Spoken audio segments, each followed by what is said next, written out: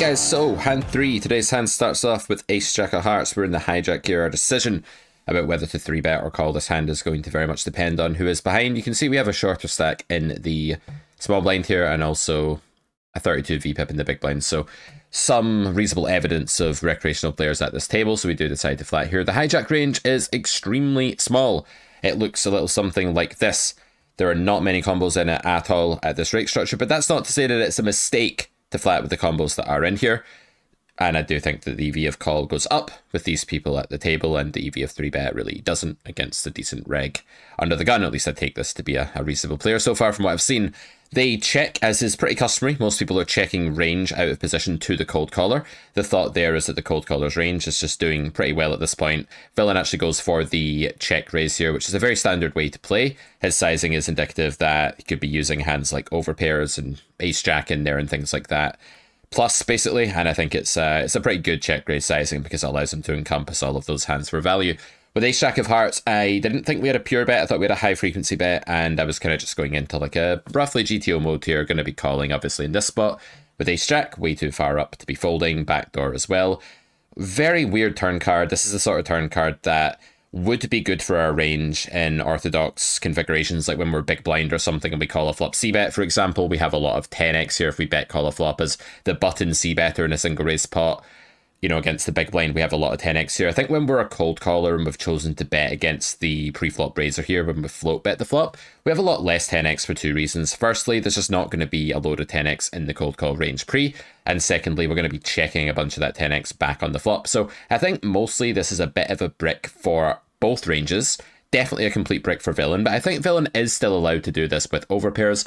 I was really uncomfortable in this spot. In exploitative reality, we are still going to be facing aggression here from things like King, Queen, Ace, King at some frequency, and I think this is just a reluctant continue, but I was kind of feeling a bit gross here because it was at the back of my mind that some regs are going to freak out on the 10 and not bluff enough here and sort of misinterpret how good this is. But yeah, I don't know, maybe if Villain's competent, this is 200 NL, then they're going to be aware that this 10 is mostly a brick. So I did decide to continue in the end, though I don't think folding here is like totally absurd. Our hand is getting very close to indifferent, and of course we're losing like very heavily to kings, queens, these hands that we unblock for value. The queen is a river that's amazing for Villain's range because all of their bluffs are now going to connect. So if they were bluffing with ace queen or with ace king or anything like that, they're going to hit a pair now, if not straight, and Villain is going to be jamming here with a range of like jack 10, queen 10. Those aren't really there, actually. Queen 10 isn't there from flop, but certainly like ace king, king 9 suited, pocket queens. I'd expect all of these hands just to be jamming themselves. No one's really going for slow play here. We do get here with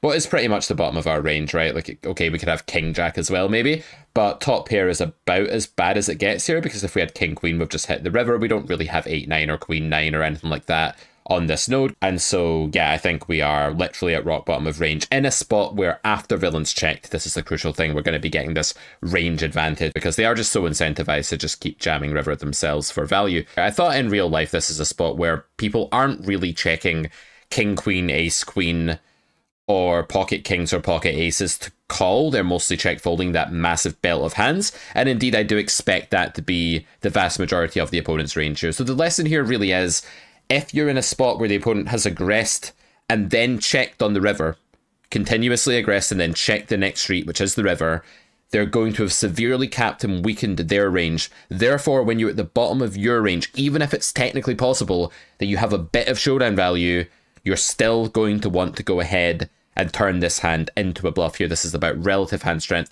It's about understanding that when your fold equity exceeds a certain point, the EV of actually bluffing is going to outweigh the EV of checking. Let's verify this whole hand in the solver. I don't know what's going on there. I've not looked at it yet. I just loaded it up there and then went to go and make my coffee. By the way, before we get into the solver analysis, just remember you can get the beginner's blueprint, the first 10 things you should fix in your poker game for free at Carrot Corner, and my weekly free email, Pete's Weekly, all by signing up with that form at the bottom of the page. Check out Carrot Corner. Let's see what the solver thinks of this hand. Don't you just love it when you open up a freshly cooked sim? It's like taking a loaf of bread out the oven or something, and just, that's a good feeling. Or is that just me? Yeah, maybe it's just me.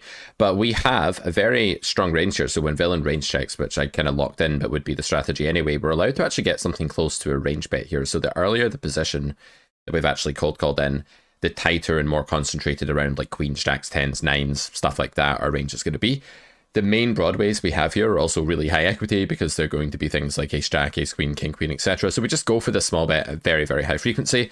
Villain does not use the giant check raise here because we just have the monopoly of jacks and tens, but they do build a range around their aces, kings, ace jack, and some bluffs as we thought. So they're going to be raising here, although they should actually just call a lot of the time because they're at this range disadvantage and want to keep their range, you know, somewhat protected.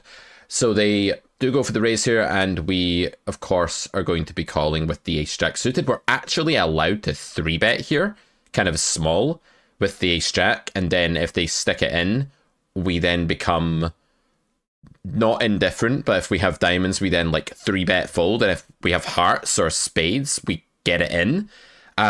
That's a little bit above my pay grade, I think. I wasn't aware of the exact 3-bet continuance strategy, so elected not to bother with that 7% raise there, just not really playing that. So we decided just to call. So turn comes down this 10, and this is what they're actually doing. So they're not actually betting any ace king at all for the most part. They're value betting again with kings, queens, some boats and stuff like that, and then some bluffs like ace queen and king queen.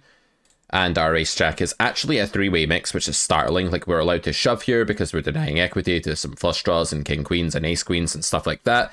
And we're probably getting in against like some very high EV draws, like the king queen of clubs there, as you can see, and we're also making villain fold a chop here theoretically as well with ace jack, and even fold some better hands. So again, above my pay grade, guys, to be finding hybrid shoves in game with a few seconds on the clock here. Just not something I'm going to be doing at any point. So just simplifying to calling there, I think that's the mortal thing to do.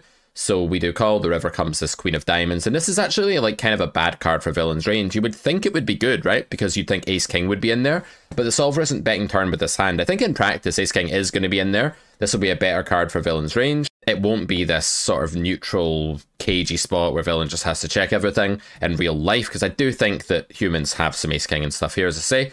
Anyway, he checks, and we are actually going for the jam with the ace jack, and villain is meant to call occasionally with kings, call with obviously the boats if they have them, call with king queen a lot of the time. This isn't happening. Therein lies the overfold. This is why our fold equity is so good here. I'm somewhat surprised it's only optional to bluff here in the solver. It's actually wild. But yeah, that's the way GTO is. It makes itself indifferent across the board all the time. This checking range is super well protected, and villain's finding bluffs here and trapping and slow playing jack 10 and stuff like that. Not happening in real life. In real life, we have far more than 54% fold equity. I think we have 75, 80% fold equity in real life. So to not bluff this hand would be, of course, an absolute blunder. We have to make this play on the river. As you guys are fiends for results, we're going to have to see what happens now. Villain starts thinking about it, and much to my dismay, does eventually.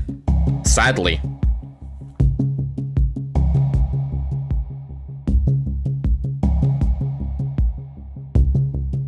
Fold. Just kidding. Got you. Of course we didn't get called there, guys. We're never getting called in that spot. The bluff's awesome. Anyway, main takeaways: turn the bottom of your range into a bluff on the river, especially when humans are not really checking the call. And the main pattern there is that when they've aggressed a couple of times and then checked, they're going to be folding an overwhelmingly large majority of the time. Hope you enjoyed this. Don't forget to tune in next Friday for episode 4 of Hand of the Week.